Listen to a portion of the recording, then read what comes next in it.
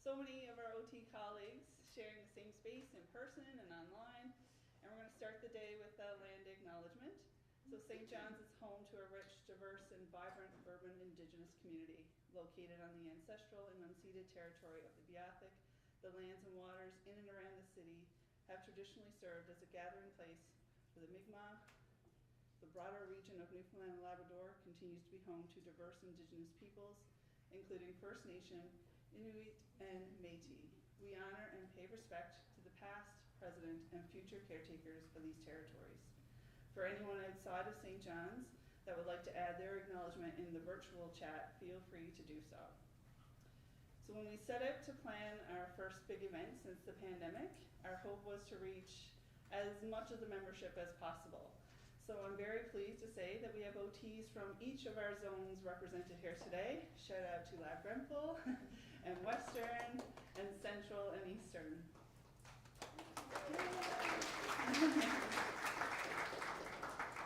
So there's been a tremendous amount of planning and preparation gone into this event, and I want to take the opportunity to introduce our incredible executive that made this vision come to life. And there's no way to kind of touch on all the contributions they made, so we'll just touch on a few highlights. So I'm going to start with Maria Snow. If you want to just raise your hand. She's our public relations representative, and she was really the mastermind behind this idea. She put in countless hours making this summit happen. She scouted locations, the menus, liaising with all these various groups, all while having a newborn child.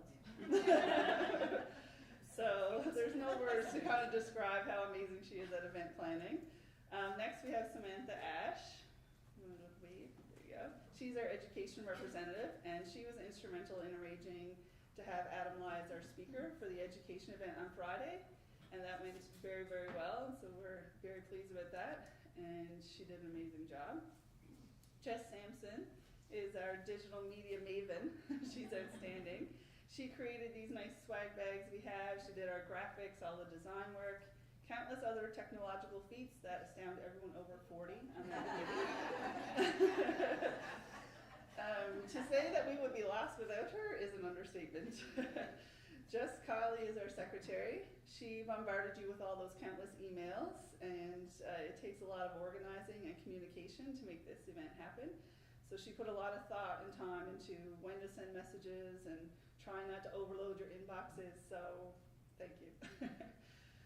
Emily Eaton, where's Emily? She's outside the registration desk. Oh, she's at the registration desk, still invaluable. She's our treasurer and our president-elect. She's been very helpful in keeping us on track, weighing in on the countless decisions and being mindful of our spending. Danielle Hogan, probably on the registration desk. She's our CAOT representative. She's been the one to kind of calm the doubts, encourage us all to forge ahead fearlessly with her multicolor highlighters and Word documents. Nicole Sussex is our treasurer.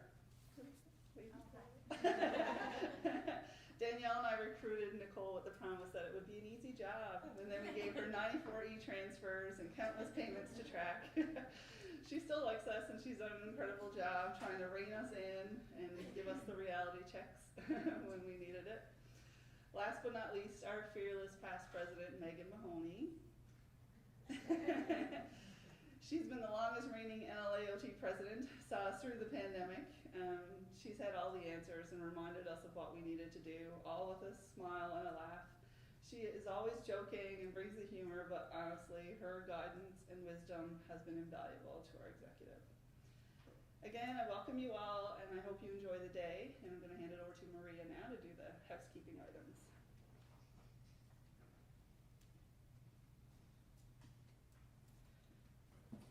First off, just look around this room. How cool is this?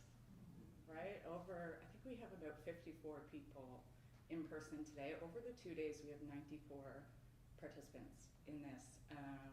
And yeah, that's just amazing. So it's amazing to see that there's a need for this. Just some quick housekeeping items for the day. We did distribute the agenda by email prior to today, but on site there are some copies at your table. So feel free to refer to that as we make our way through the sessions.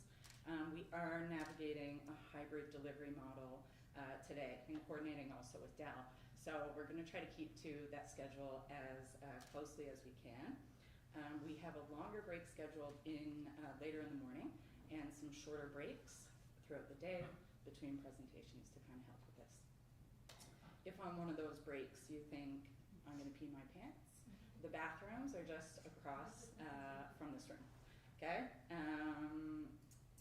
Exits straight out through the front, and I have on my sheet just a question mark because I didn't I didn't know before today where they're at. So right here, or out through the front the same way you came in. So it is a jam-packed day with lots of listening, focus, and discussion. At your table you'll find some coloring sheets, you'll find fidgets in your swag bag. If you need to stand or stretch, feel free to move during those breaks. If you do need to change positions or stand during the presentations, just be mindful of those around you. And if anyone needs a quieter space to kind of reset, there's a room to the right of the bathrooms. A breakout room is also booked, so if you need that space as well, that's there. Our coffee break. So at 10 to 10:30, this is courtesy of Dalhousie's School of Occupational Therapy. So there will be coffee, decaf coffee, and tea, as well as some food available. That'll be set up on the tables just outside the room.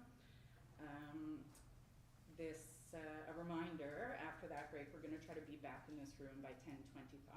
That 10:30 talk, we have folks from outside the province joining as well. So we're trying to keep that all coordinated. So try to be back here at 10:25 for that first break. Lunch is provided. Again, will be set up outside of this main room. The break is from 12 to 1. Just an important note for that, the dietary restrictions, if you did put in that you need an alternate option, those will be on the table as well. They'll be individually packed for you. So if you did not request that, just make sure you're not taking one of those. Those aren't options. Those are for the folks that put that request in.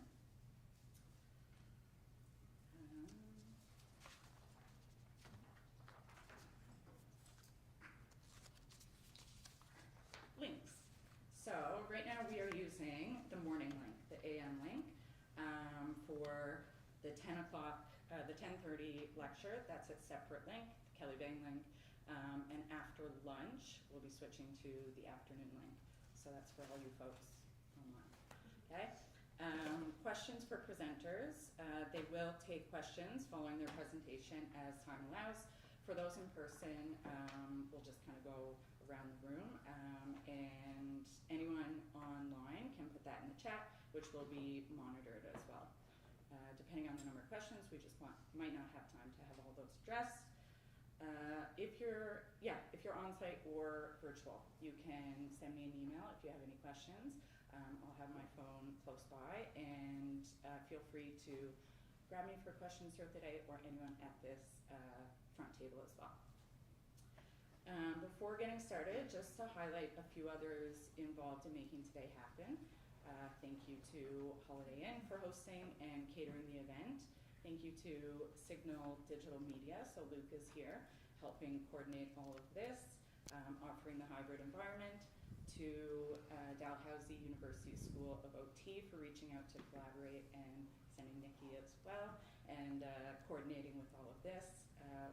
And a big thank you to all of the upcoming speakers. We've never done this before. We put a call out, and so just putting that trust in this event, it's going to be a really engaging day, lots of kind of a variety of talks, so thank you to that. And our first speaker is Lori Mercer. So Lori is an occupational therapist with over 10 years of experience in vision rehabilitation. She currently works with Vision Loss Rehabilitation Canada, VLRC, where she specializes in helping clients who are blind or have low vision to develop independent living and safe travel skills. Since starting with VLRC in 2018, Lori has completed additional certification in vision rehabilitation therapy and orientation and mobility. Outside of work, Lori enjoys traveling, crafting, and spending time with her family. So please join me in welcoming Lori.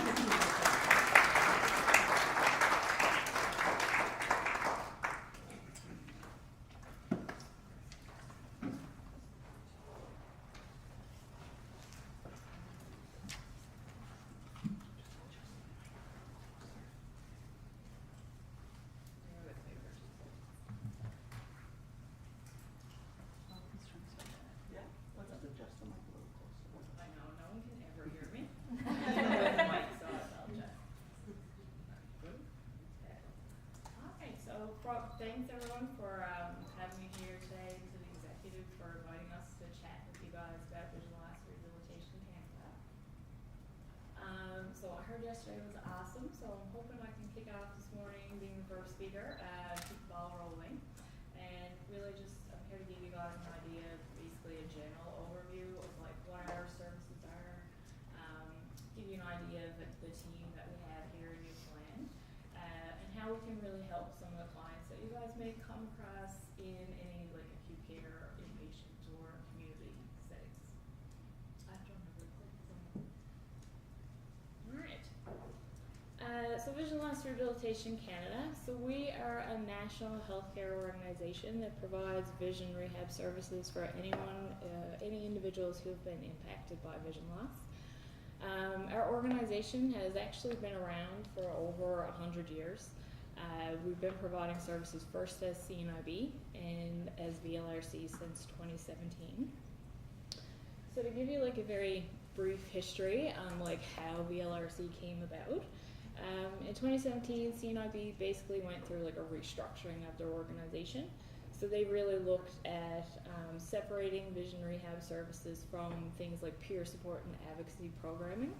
And what that did was that it enabled them to really create a sister organization. So VLRC is basically a sister organization of CNIB. And that really allowed them to create rehab services that were able to be funded by the government. Basically what they did is they wanted to create more of a sustainable source of financial stability for our programs and services so that clients had consistent access to vision rehab services. And the second reason for rebranding to VLRC was to really get the word out there that our services are available to anyone with vision loss. So not just people who were blind or had severe low vision.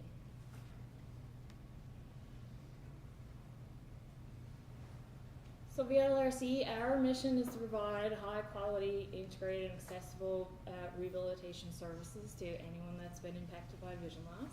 And our goal is really to maximize our clients' health and independence, like we all do, through service, through access to service, collaboration, and innovation.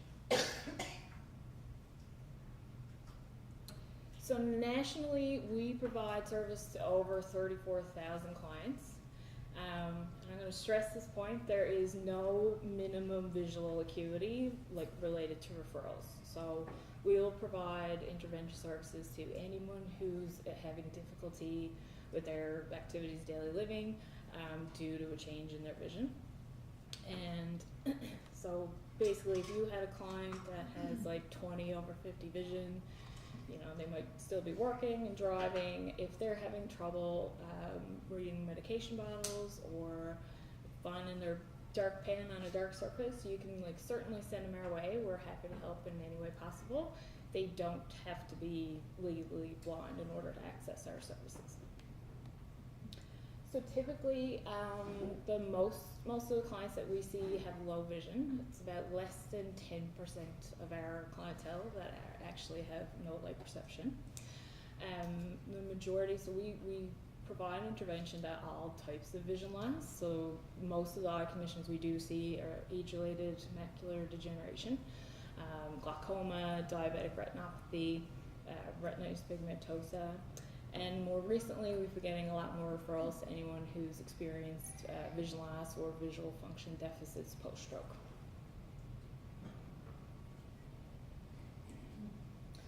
So in Newfoundland, as I mentioned, our services are all funded by NL Health Services. We have 2 locations, so one here in St. John's. If anyone's familiar, we're down across from Dominion, basically in the lake, so 70 Boulevard. And our other location is in Corner Brook, and that's at the Apex Medical Center. We're a pretty small but mighty team. We have 10 specialists across the province. And we provide services right across the entire province, and we offer 2 travel clinics a year to Labrador, so Lab City and Goose Bay. So all of our services are free for clients. So there's no cost associated with any assessment, any intervention.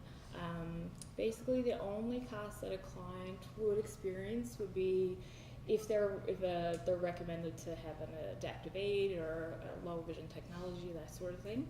And then we'll do our best to kind of help them, like if anyone's not able to afford that themselves, we'll work our best to kind of find funding sources, connect them with different groups or resources that may have access to funding.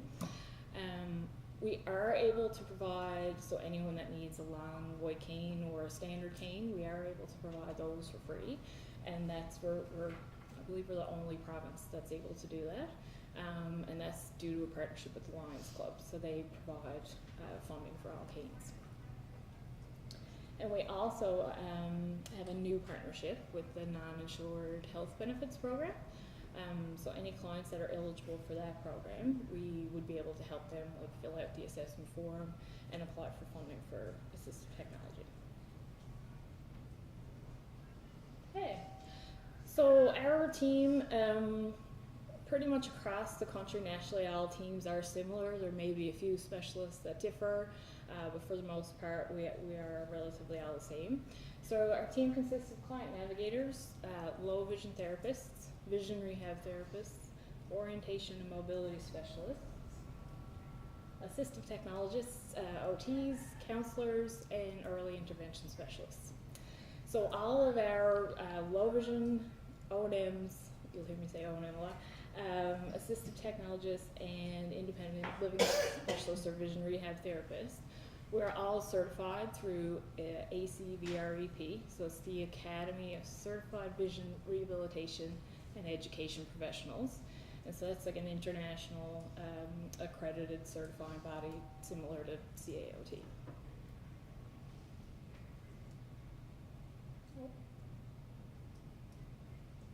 Oh, it's missing, but sorry. Anyway, it's a nice little slide of all our services. I'm like, I have it on mine. Basically, all our services align with our specialists. So it kind of is just a repetitive thing anyway, but so I'm going to just go through each service, give you an idea what we do and like what a client could expect when they come to VLRC. So the first would be client navigation. So basically, when a client is referred to VLRC, they're matched with the client navigator. And the client navigator is just like the first point of contact for everyone. And what they do is they really go over like the client's medical history, their eye condition, and they really see what the impact of their visual condition has on their daily activities. And then they work with the client to identify goals and really establish like an initial intervention plan. And then they will connect the client to any internal specialist, so they'll refer on to low vision or O&M, and then also like to any external agencies that the client might benefit from.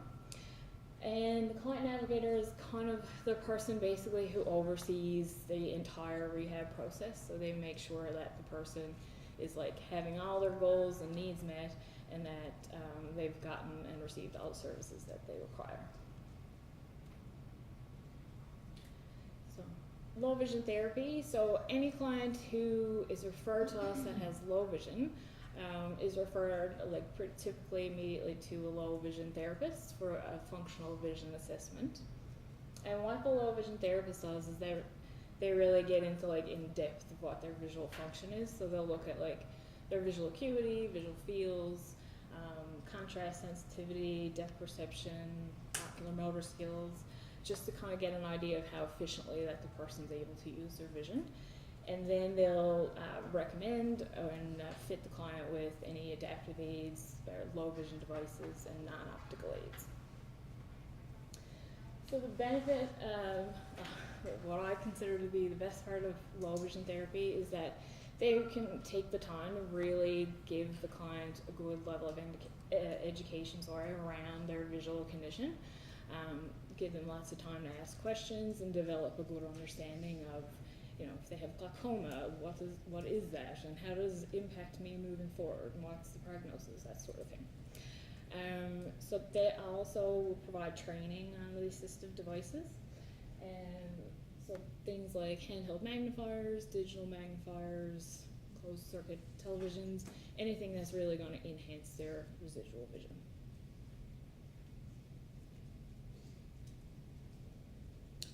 So any clients that are having difficulty like completing activities of daily living, so whether it's like personal care, household management, cooking, cleaning, those sorts of things, all the type of stuff. So they're going to be referred on to a vision rehab therapist. And a vision rehab therapist specializes specifically in the assessment of visual function and the impact that that vision loss has on the person's ability to participate in daily life. So CVRT, so this is my background as well, so I have additional certification of VRT. So what we do is we really provide training on compensatory skills specific to vision loss. So we might teach a client how like to use different assistive technology like smartphone, voiceover, those sorts of things. It might be adaptive aids that can help them pour a cup of tea safely, or use a talking watch, anything that's really going to just compensate for the vision loss. We also teach Braille and as well as like the use of adaptive aids.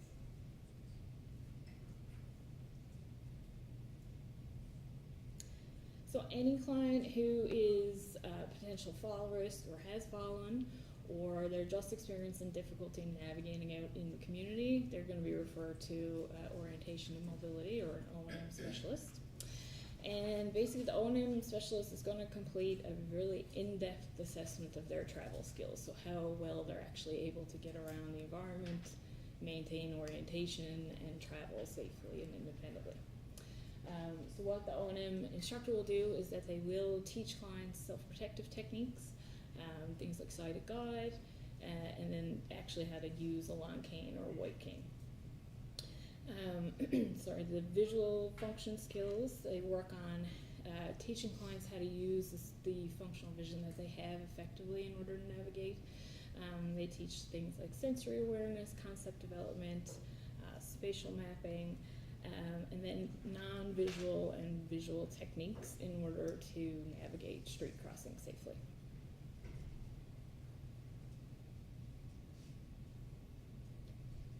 So any clients who require more in-depth use of assistive tech, so things like screen readers, so using JAWS, that sort of thing, they're going to be referred on to assistive technologists. So this person has a little bit more of an in-depth knowledge of how to use those devices and to provide training. What the AT specialist will do is that they're going to complete an assessment and fit the person with the device that they need. They might adapt a piece of assistive tech that would be more beneficial depending on what the person's goals are. And then oftentimes they really work closely with employers, the different universities and colleges around, just to reduce any barriers to employment or education. They also provide like ongoing support and training. So after the person has learned how to use JAWS, if they get a new computer or they've moved to a new employer, they're really going to kind of follow them throughout their lifespan, really. So counseling services. So over the last few years here in Newfoundland, we advocated very strongly to have counseling services that were specific to clients with vision loss. As you can imagine, like dealing with vision loss impacts every area of your life, and just to have someone with that lived experience and a counseling background to be able to provide that intervention was like essential for us. So last year we were fortunate, we were able to get funding and we were able to start a counseling program. So we do have a registered social work, master social work, individual who has lived experience. So he started a counseling program, and what he does is really helps our clients through their adjustment to vision loss. So they work on like understanding the emotions behind, and just the impact that vision loss can have on like your personal relationships, education, and employment.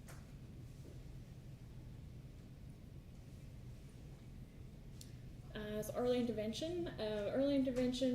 We have an early intervention here in St. John's, so they cover the entire province for children 0 to 6. And some of you may be familiar, once a child moves on into school, they're usually connected with an itinerant teacher or a mobility specialist through APSE or the Newfoundland School District. So the EIS's role is really just to provide support to families, just to like educate them on the child's visual condition, provide recommendations on how to help the child meet developmental milestones, or just how to live independent lives as much as possible.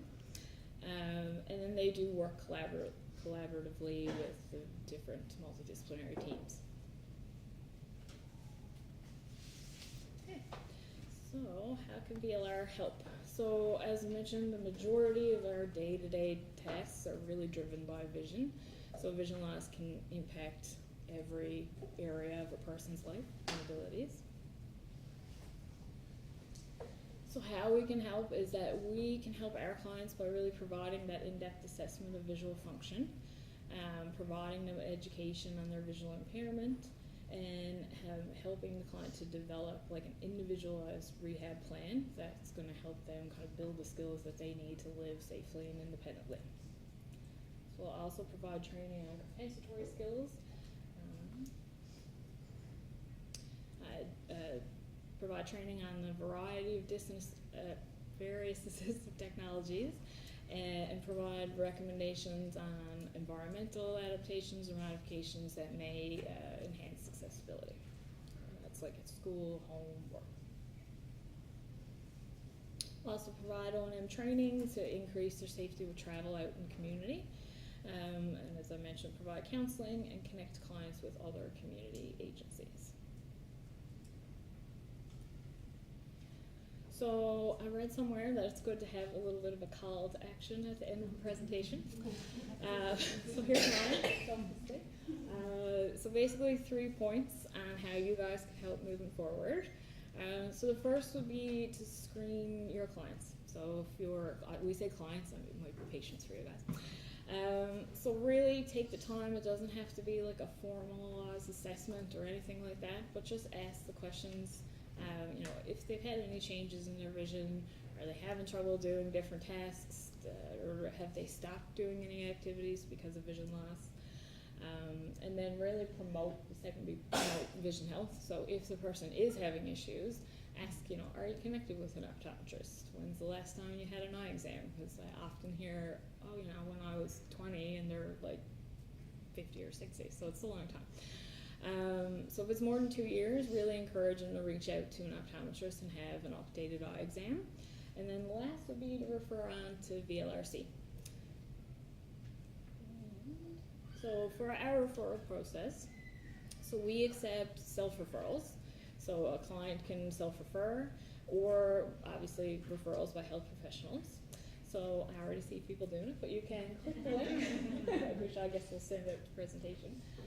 Or you can scan a QR code, and that should take you right to our referral form. So basically referrals can be done over the phone as well.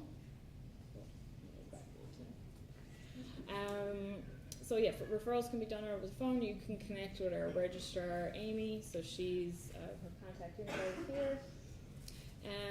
And I'll go backwards, sorry. So just key points to fully summarize. So our services are available province-wide, so no matter where you are in Newfoundland, you can refer to VLRC and Labrador. There's no minimum visual acuity required for referrals, so if the person is having any issues at all with day-to-day life, you can refer them our way as long as it relates to vision loss. Clients can self-refer or be referred by a healthcare professional. And we offer a wide range of services that are focused on assisting clients to build the skills that they need to live safely and independently with vision loss. Are there any questions?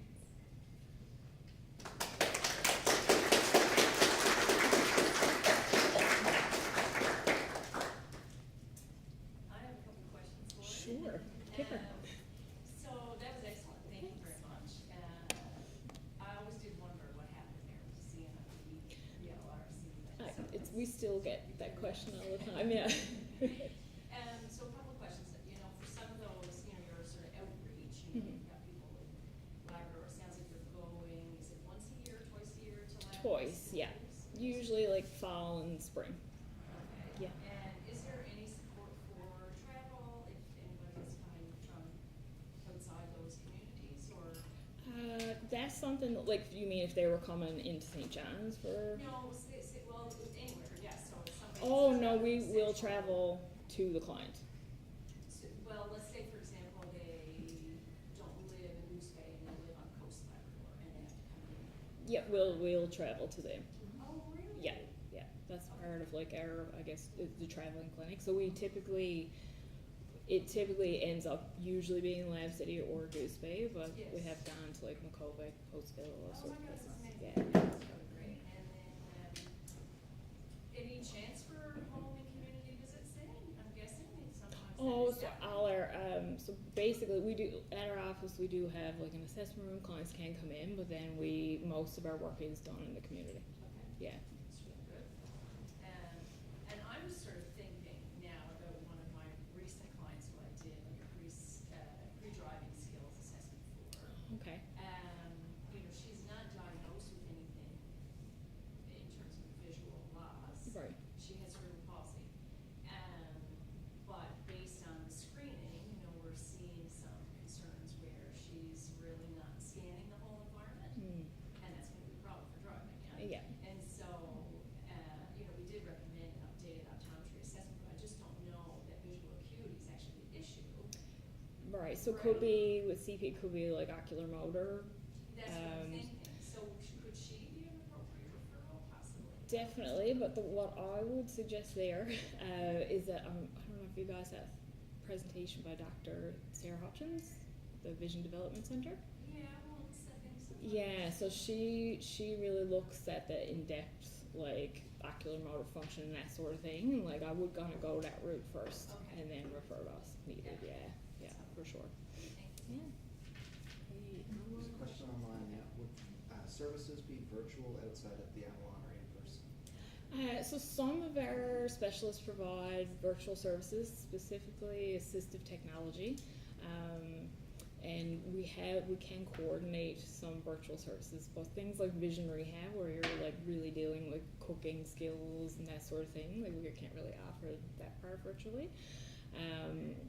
Sometimes what we'll do is meet with a family first and then kind of get to know what their skill level is, and then if they have someone at home that's able to like provide support while we're providing instruction, we'll like try to make that work as best as possible.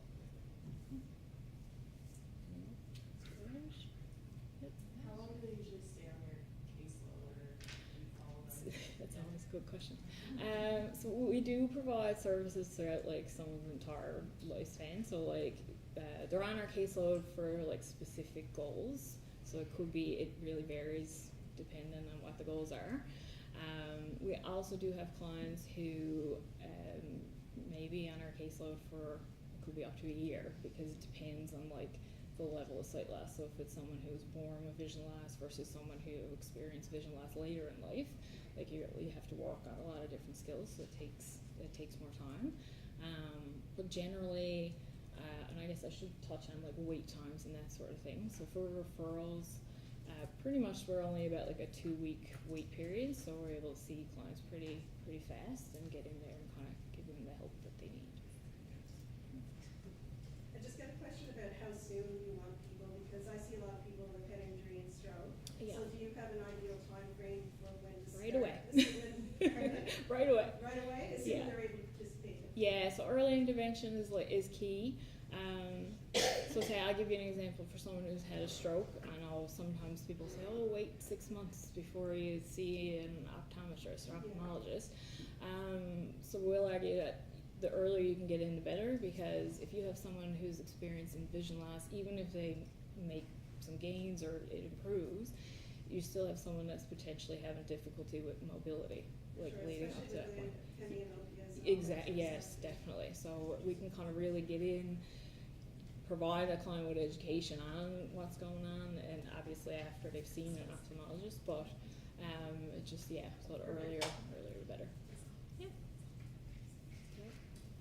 For folks, just those with professional that are experiencing vision changes, do you guys provide therapies for those, or would you recommend? I couldn't hear you, Clay. Can you say that again? For folks with more acute visual changes, like as a result of something like concussion involved, would Yeah. you guys kind of intervene with them, or would you just recommend sending over to vision development center? So I would say Vision Development Center for like the initial assessment, we can certainly like support with intervention after. What we would look at is more like the impact of like lighting and contrast and mobility. If they're having trouble like managing symptoms of glare, that sort of thing. So we can kind of look at that, and the Vision Development Center would be more look at like the rehab of ocular motor function and skills or binocular vision skills. Perfect, thank you. Yeah. Just to follow up on the question before, if someone's like a light stroke or something like that is in inpatient, should we refer upon like discharge or like you said, as soon as possible? So yeah, we do provide services like in the hospital setting. So for sure, it would be good to just kind of get them connected with us, because even if we come in, provide them with our information, get them started, like it is a good way to just kind of get them like into the rehab setting, or VLR services anyway. And again, like the earlier, the better. Yeah. And just my last question is around our kids who, have CDI, say, for Yeah. example. So where are you typically getting referrals for these kids? Are they coming from ophthalmology? Yes, I believe a lot come from Dr. Batista at Yeah. the Janeway. Okay. Yeah, and then I guess parents word of mouth. Yeah, yeah. Okay. Sure. All right. Yeah. Perfect. Very nice. All right, well, thank you very much.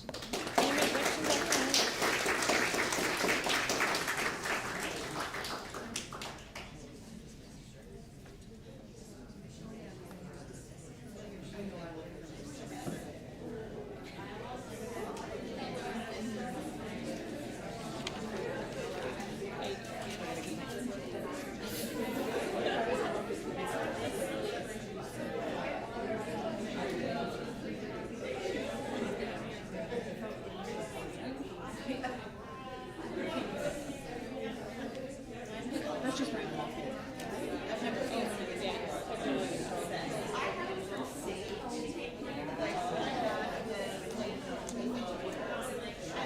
Oh, right. Oh, sorry. Never mind. Keep going.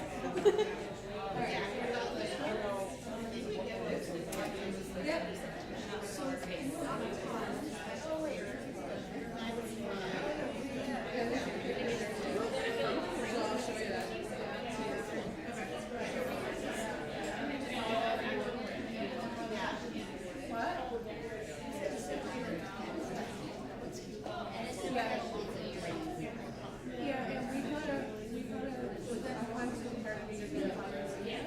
Sorry. Are you ready to go? Yeah, and can you put up the form inside the All right, so I think we're going to start now, so that we have more of a break before the Kelly Bang lecture. So thank you so much, Lori. Next, I'm going to bring up Jasmine Gazdowicz and Megan Mahoney. Jasmine has a bachelor's degree in psychology and a diploma in child and youth care with addiction support. She uses her lived experience to support others living with mental illness and addictions challenges. In her spare time, Jasmine enjoys spending time in nature and hanging out with her cats. Megan works as an occupational therapist and clinical lead with a flexible, assertive community treatment team out of Holyrood. Megan has been an active volunteer with the NLAOT since 2020 and chairs a working group focused on adults seeking occupational therapy autism services in Newfoundland and Labrador. When Megan is not working, she enjoys playing volleyball and spending time with her dog, Andy. So Megan and Jasmine are going to be talking about occupational therapy and peer support collaboration in community mental health. Let's give them a hand.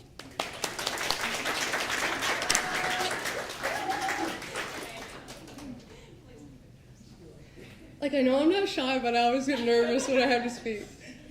So, like I said, my name's Megan. This is Jasmine. You guys can refer to us as the Dream Team. That's usually what our team refers to us as. So, what our goal for today is to talk a little bit about the FACT team, specifically in rural Avalon. I've worked in urban for most of my career, 8 years. And then when I went out to rural, I realized it was completely different. We don't talk a whole lot about rural, so the last 2 years I've been at FACT out there, so we'll talk about that. And then the main point we want to get across is to Jasmine to talk about peer support and her role. Okay. All right, so FACT is flexible, assertive community treatment. So the question I get asked the most often is, what is the difference between FACT and ACT? I hear whistling. Does anyone else? Yeah, we did that last time. What's that? It was like that last time. Okay, I just want to, that's great that everyone else hears it as well. Okay, so, so the FACT uses the ACT model, and the flexible part of ACT, in my understanding of it anyway, is the diagnostic criteria. So our criteria is a bit broader with FACT than it is for ACT. Also, the needs for clients, and again, this is from my experience. I covered Renee Ryan's mat leave a long time ago at ACT, so I had a little bit of experience working there. And my experience compared from ACT to FACT is that the main kind of goal with the ACT clients was we want to reduce hospitalizations, keep them in the community, and since I've been at FACT, it's the same goal, but there's more of my clients are engaging in like education, employment, leisure, that kind of thing. So our team focuses more on needs versus specific diagnosis, which is essentially what occupational therapy does as well. And there's 2 levels of service. So you have low intensity and high intensity. And basically what that means is that you would kind of increase your visits and your connections with the clients. So FACT, how we see our clients, we do mostly home and community visits. And then, so there's multiple FACT teams. We have the one out in rural, there's a bunch in St. John's and Clarenville. We all function totally different. We do have a FACT manual, but essentially we're all doing it different based on geography and the different teams. So in some teams, when you have clients on high intensity, you will have multiple members of your team visiting that client, could be a couple times a week or even daily. However, for our team out in rural, when we have people on high intensity, it still is just an individual caseload because we might have to drive 100 kilometers to see them. So we don't really share a caseload. We still just have an individual caseload. And I'll get into more detail to make that make sense later. So in addition to their psychiatric concerns, clients have limitations in their social functioning, housing, self-care, employment, relationships, and finances. So our target population, nobody take a picture of this and send us a referral and say, Megan said that you have to take my client because this is what it says. Again, there's a FACT manual. It's not like the be-all, end-all. We have, with this team, because our geography is so big and how our visits work and the frequency we can do visits, we really need to make sure that we're taking clients that fit our criteria, because if we take people outside, it really makes the work very challenging and we can't provide the best service that's going to be possible for the client. So it's all adults, 18 years and over. They have a psychiatric or substance use disorder. Oh my God, 1 minute left already. History of repeat hospitalizations or emergency department visits. Experienced the first episode of psychosis. If they're in St. John's, they would be with the peer program. If they're in rural, it would be with us.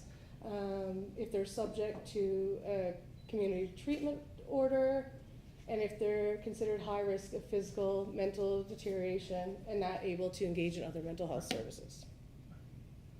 Okay, so this is FACT Rural Avalon. So our team consists of OT, peer support, we're the one-ofs,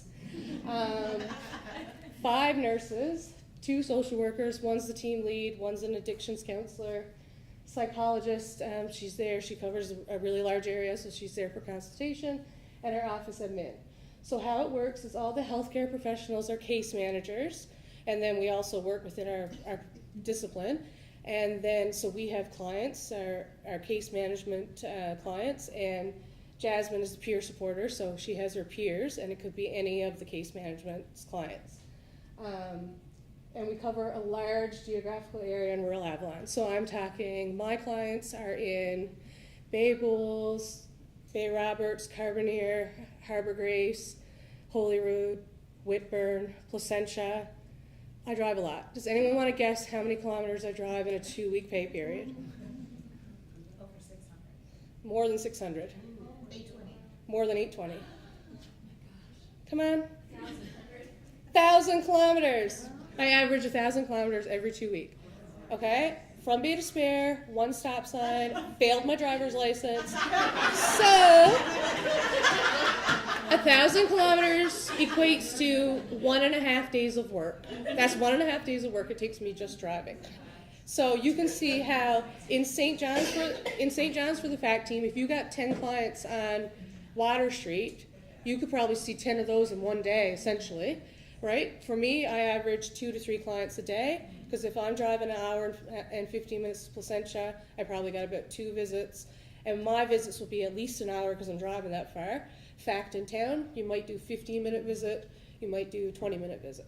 So I have 15 people on my caseload, and they will be on my caseload for years. So I will see the same 15 people for more than a year. And I have spent a lot of money at Honda too. One time I got a flat tire in Mabel's. I didn't know what to do, so I just drove to St. John's. All right. Anyway, sorry, I'm going off way too long. Anyway, so the role of OT and case manager, the role as a case manager, very similar to what we do as OT. I'm not going to read all this out. I'll just give you like an idea of how I look at it, like the differences. So like for medication management, from a case management point of view, I would be the one connecting the client with the physician or the psychiatrist. I would be contacting income support. I'd be contacting the NLPDP, the drug prescription program.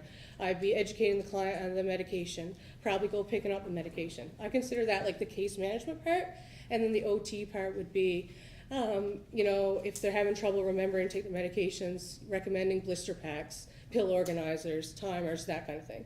So basically, it's hard sometimes to say what's case management and what's OT, but that's kind of how I look at it. All right, and the list goes on and on, and now here's Jasmine. Well, thank you, Megan. Did I take out the whole? Okay. Wait, now we'll get your slides up. Okay. I'm just going to get those up. Okay. Out of 10, how much does that make sense? 10. Okay. Yep. What? Yeah. She just told me not to let her do that.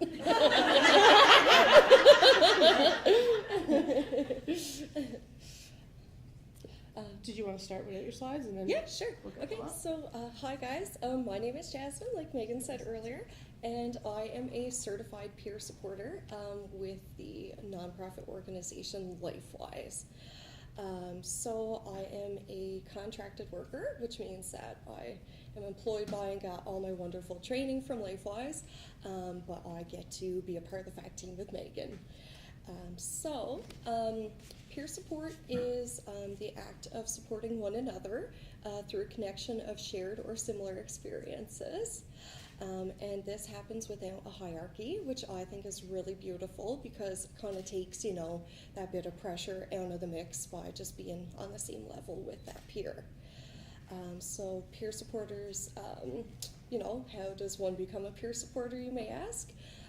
So for the starting point of it all, I guess, is that every employee with LifeWise lives with some form of mental illness or addictions challenge.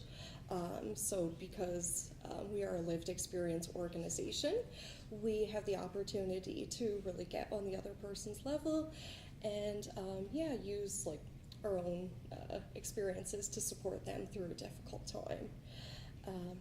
We get some wonderful training. We are trained to provide hope and encouragement to those who are struggling with mental health and addictions issues of their own. And we do that by sharing those lived experiences, like I said. And we know that recovery is non-linear, so it's, it's helpful to talk to someone who's been there. And in order to become a peer supporter, we complete 40 hours of intensive training, so that's how we start off our jobs. And then we move on to a written and an oral exam. So then we complete some job shadowing to practice the great new skills we learned, and we get the supervision and support of senior staff while we're going through all of that. So then we get to graduate to a mentoring process, another step. And this involves building up 36 hours of one-on-one mentoring sessions to really develop our skills. And then at the end of that, we would earn our certification. Yay! So I went through this process. Every LifeWise peer supporter would. Kind of takes a little while when you're working on a fact team too, but that's okay. So you might be wondering, like, where do peer supporters work? I'm not sure how many of you guys would have heard of them before, but basically we can be found across the province. There are 12 Fact and Act teams, across the island and Labrador.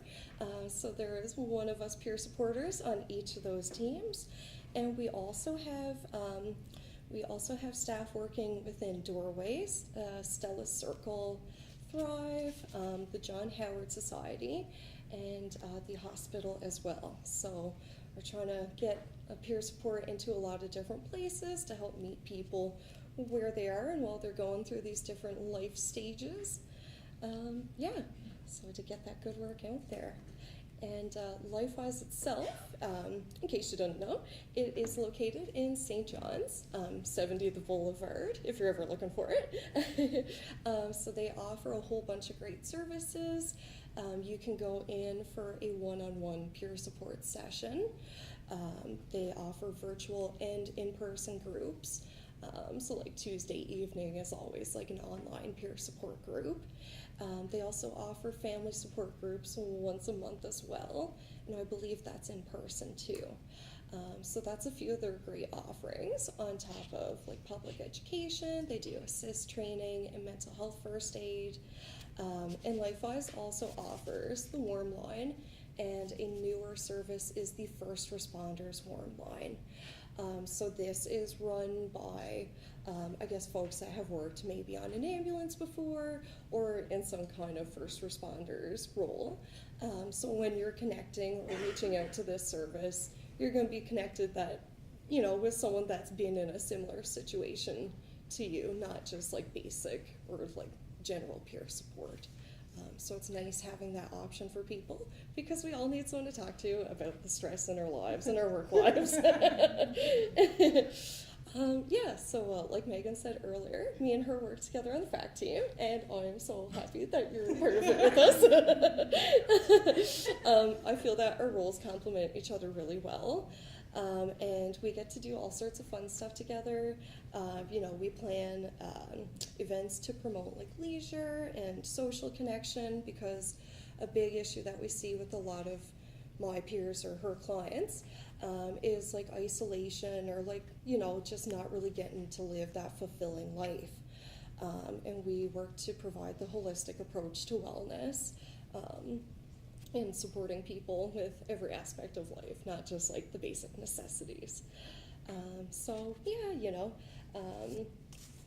We're trying to promote wellness and engage in meaningful activities, and even kind of open up, our peers' like views of what there are for options around them, because they might not always know. And because I'm in a supportive role myself, I get to provide practical support with all sorts of different things. So that could be like assisting a peer with running errands in the community. I can attend appointments with a peer as a support person to them, or I can even attend or participate in like activities with them. So that's a really nice bonus.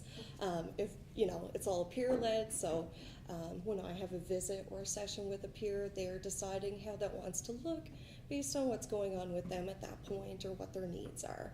So if I see a peer and they're having a good day, it might look like, okay, let's go for a walk and enjoy the good weather, or it might look a little more like, that emotional support. So I can also be a point of contact for peers for when they're not able to reach their case manager, because we know that stuff can come up at any point, and Megan might be seeing someone while something's going on with someone else. So it just helps to, kind of cover that while things are going on. So Megan and I, we work together, and we get to support peers with taking steps to reach lives of their own choosing, and to reach their own personal goals, because we know that without autonomy, that's kind of the driving force of recovery and self-determination. So we meet the peer where they are to provide practical skills, education, and validation of what they're going through. We use a strengths-based approach to remind peers of their abilities, their personal progress, and their resilience. So yeah, that's a little bit of what we do in our work together, and thanks for listening. So they put your slides up. I think you did everything on the page. Okay, yes, Yeah. that would have just covered like the training and Yeah, that sort they of just thing. came up a little bit late, but Oh, that was that's everything okay. that you talked about. Perfect. All right. Does anyone have any questions for the dream team? I just want to say thank you to the peer supporters, because what I hear is that your support to the occupational therapists that you work with, they always talk about the peer supporter and how helpful they are to them, particularly with you and moving around, whatever. So you do a great job, and you also support your coworkers. Oh, well, thank She you. That's knows. wonderful to hear. Thank you, I really appreciate that.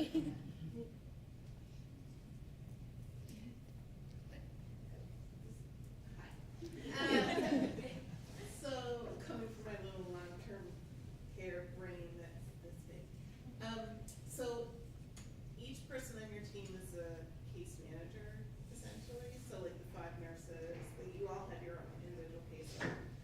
So, if, let's say, one of the nurse case managers is having an issue that, you know, they might not be able to know how to navigate or think about it the same way that we as an OT does. Do you guys like have rounds, like where you kind of talk to each other and help each other out with maybe navigating? Yeah, so I'm based in Holyrood. Her office is in, well, Bay Roberts and Carbonear. Yeah, I'm kind of halved up. Yeah, so we have, like, none of us, there's like 2 of us in Holyrood, 2 in Bay Roberts, 2 in Carbonear, 1 in Whitburn, 1 in Bay Bulls. Like, we're everywhere. We meet virtually 3 times a week and in person once a month. So essentially, we all get signed our case management clients, and if they're, when we do the referral, if it's more OT, then it's going to be like, okay, we'll go to Megan. But obviously, I can't take everyone, I'm the only OT. So what'll happen is, if the client, like say one of the nurses, Kim, so say if she has a client, she's the case manager, but then they need OT services, then I'll come in as a second person and take that client on. But she will do all the case management stuff, like, and there's a lot of paperwork, like housing, subsidies, Like supportive care. consult. So I'll consult. It will still be my, but that is within my 15 people that I can see. So most of the team sees about 17 to 18, but where I'm in the clinical lead role here, it's supposed to be split 60-40. I do 110% of clients, and the rest clinical lead stuff's another 10, so I'm working at 120%. But we do use the individual disciplines, but we hope that the case manager would be the main one they need. But yes, there are a lot that we co-treat. So there's some clients that see 3 of us. Will be a case manager, me, and Jasmine. There is a question from online. I'm curious about your wait times for your services. We have no wait times. We have no wait times. We have the most I'm really making a shout out. We have the most geography, and we have probably the highest clients. I think we're at over 107 clients. No wait time. Do you know if that's the same in urban, or is that just rural? I don't know. I wouldn't be able to speak on all the other teams, but I know that we're doing really, really good. And we're tired. What was the question? So 2 things for the benefit of the people online. Yeah. Could you just repeat the questions? Okay. But also, someone said that was great. I work with VAC in Grand Falls, Windsor. I'm wondering if you 2 collaborate in your roles via joint visits together, and do you ever feel like you've had to justify your collaboration? Okay, so was that from Leah? All right, so this is from Leah Vardy. She said she works on FACT in Grand Falls and wondering if we visit clients together and if we ever have to justify our collaboration. We never, ever, ever, ever have to justify our collaboration. We're all equals on the team. We all make our own clinical judgment. So we've never, ever had to do that. We do some visits together. Sometimes if a client is displaying some behavior that's like not typical, I might be like, Jasmine, can you tag along with me? I need another set of eyes on this. And I know like on paper, Jasmine's not a clinician, but she has really good like clinical understanding of everything. So So she comes, we do visits together. And also, so we most of the times is either if someone is in a rough spot and we need a second eye, and then the other one is when we're doing celebratory like events like birthdays and people want to go to lunch and all that stuff, and we will do that together as well. Did you want to say anything? About the collaboration? We don't have any pushback, I don't think. No, I mean, from my experience, the collaboration has always been like pretty much welcomed, and I think part of that might speak to the fact that, you know, like if Megan's the case manager and I'm the peer supporter with this person or this individual, then they're kind of getting that feeling of connection or maybe even family after a while. I mean, you build a good rapport and relationship after you work together for so long, and they know that they can depend on you in just about any situation. So yeah, I think like from what I've seen anyway, my peers are usually really excited when we get to do something like the three of us say. It's like a rare little treat. Yeah. No splitting happens with me and Jasmine because we text each other and be like, so-and-so said you never answered the phone in 3 days. And I'm like, no. So we work well together. Was there another question or? Nope. Okay. All good. All right. Thank you. Thank you very much.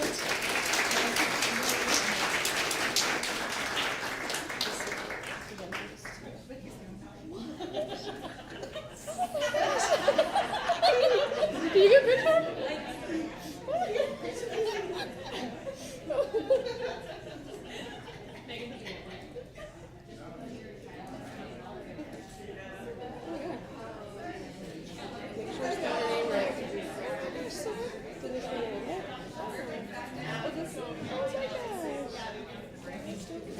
They spelled my name right. That's wonderful. Thank you so much. Thank you. Okay. So we're now going to take a 30-minute break, but it's really important that we all be back in the room and settled before 10:30 because that's going to be the Kelly Bang lecture. So feel free to mingle, stretch. There's going to be coffee and tea outside in the hallway, and just make sure that we're back by like 10:25-ish. And for those watching online, make sure that you change from the morning link to the Kelly Bang link. All right.